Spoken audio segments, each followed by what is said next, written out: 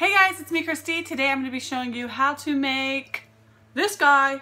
Hey, my dog's in frame. So this cool glitter Halloween Frankenstein lanterns. Real quick before we get into the video, I just want to, maybe give you guys a quick laugh. So I made this a different way, a completely different way, and it turned out like garbage. So I had to redo it and I was so mad because the way I did it the first time, it took me like 2 or 3 days to complete and then it turned out like garbage. But I'm gonna try, I think I know what I did wrong, so I'm actually gonna try that same way again. And if it turns out, I'm gonna do I'm gonna do a tutorial on that for Christmas. It'll be a similar project, but it'll have a completely different look. So the supplies you're gonna need for this video are in the description box below, and I also talk about them in the actual tutorial. And oh yeah, I didn't say this, so I'm gonna tell you now. This vinyl is not a permanent vinyl, so it can peel off. So if you're going to put this outside or somewhere where it's going to be weathered, it can get weathered, you're going to want to either seal this or use 651 vinyl. This is 631, which is craft vinyl, which they sell at Michael's and Joanns. So you can peel it off. So if you don't like it, you can peel it off. This stencil is from the Silhouette store. I will leave the cut file, like number, code, name, whatever in the description box also. If you don't have the Silhouette, you can still purchase the vinyl and just cut it out with an X-Acto knife. You can do a much simpler design than this. You can do anything that your mind thinks of. A little pumpkin, a little fall leaf, whatever. I hope you guys enjoyed this video. So if you want to see how to make this, then keep on watching.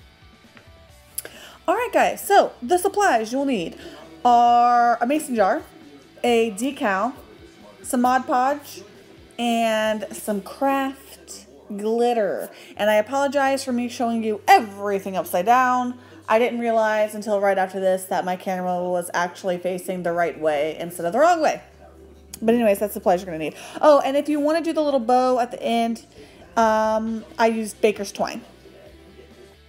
Okay, like I said in the intro to my video that I had messed up the previous project that I was going to do that was similar to this. So I already had some glitter mixed with the Mod Podge, so I just poured that in.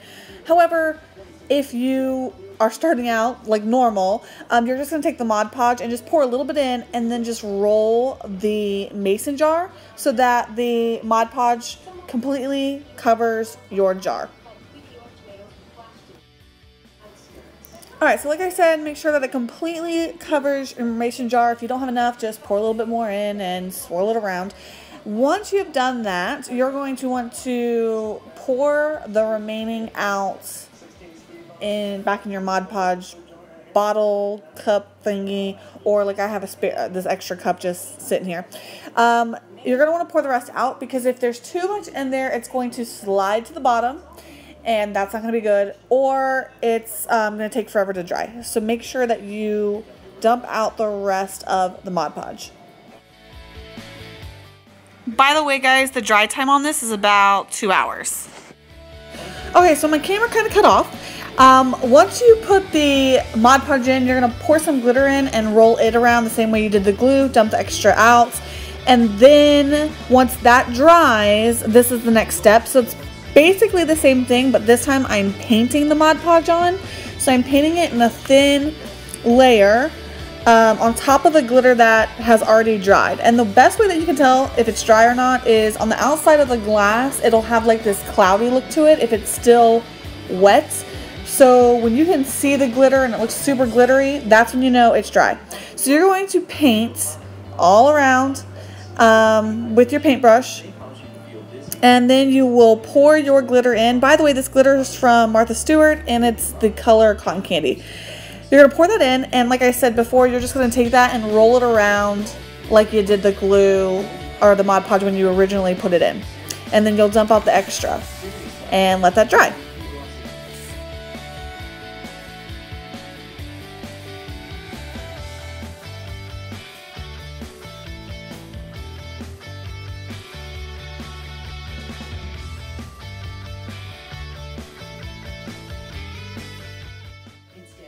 If you realize that there are some spots that are missing, just dump out that glitter and then apply it back into the top where you're missing some glitter, roll it around, and then dump it out again, or if you need to add more, you can add more. Remember, once you dump it out and you don't need to coat your mason jar anymore, put it back in the glitter container so that you don't waste it.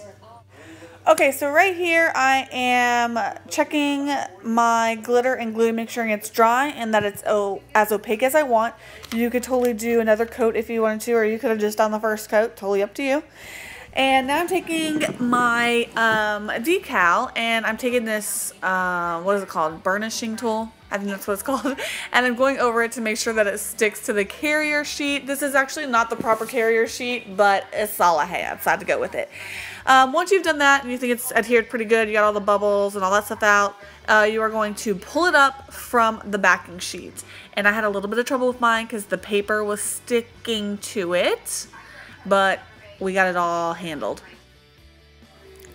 So if this happens to you, just peel it off and then just take the little pieces of paper and peel it off the back. It'll be fine, I promise. Just a little roadblock in the way of your dreams of making a lantern.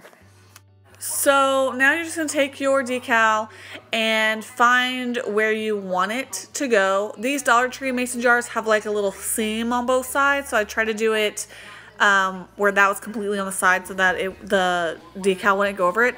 But position it. If your design is pretty tall like mine is, some of it might go over the curves, and just be aware of that. If I had it to do over, I probably would have made it a little smaller, so that wasn't a problem.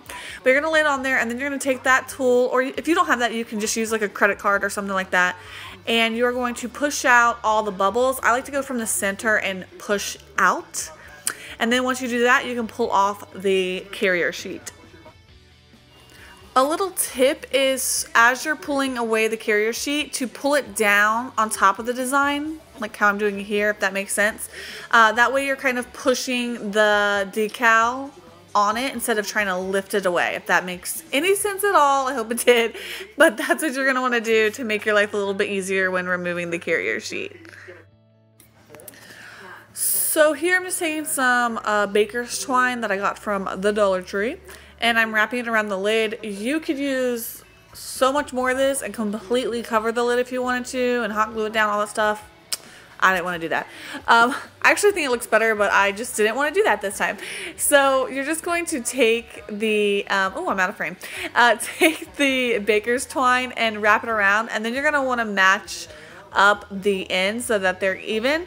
And just tie a knot, and then tie another knot to really secure it, and then you'll just tie a little bow. If you want to hot glue any of this down, go for it, but I found it easy just to do it this way.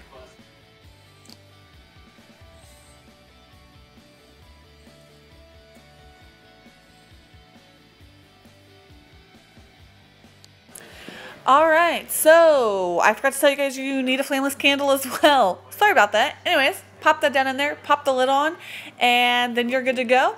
I actually filmed this part in my bathroom so I could turn off the lights.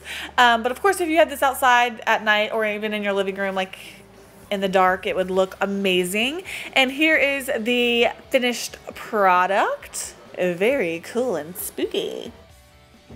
Thank you guys so much for watching. If you like this video, please give it a thumbs up. Don't forget to share this video, and please subscribe if you're not a subscriber to my channel. It encourages me to make more videos, and it's also fun on my channel.